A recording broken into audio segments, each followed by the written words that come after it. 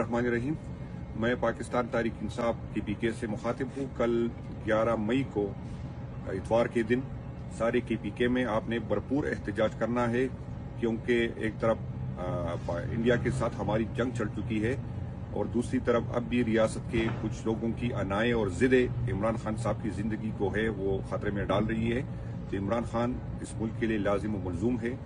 آپ سب سے میرا مطالبہ ہے کہ کل اس احتجاج میں بھرپور طریقے سے شرکت کرے، اور یہ یکجہتی کے جو چورن بیچ رہے ہیں، میں ان سے میرا مطالبہ ہے کہ یکجہتی کے نام پہ آپ ایک قدم آئے، ہم پاکستان تحریک انصاف 2 قدم آگے آئے گی۔ لیکن یہ نہیں ہو سکتا کہ یکجہتی کے نام پہ آپ ہمیں اپنے ساتھ ملائے، لیکن ریاستی جبر اور ظلم آج بھی پاکستان تحریک انصاف کے ورکرز اور اس کی قیادت سے ہے۔ اس وقت یہ مشکل وقت ہے ملک پہ، اور ہم اداروں سے، حکومت وقت سے یہ اپیل کرتے ہیں کہ عمران خان، بشرا بی بی اور جو سیاسی قیدی اپنے جیلوں میں ناحق رکھے ہیں، اس کو اس سخت وقت میں آزاد کر لے، تاکہ قوم متحد اور اتفاق سے انڈیا کا مقابلہ کرے۔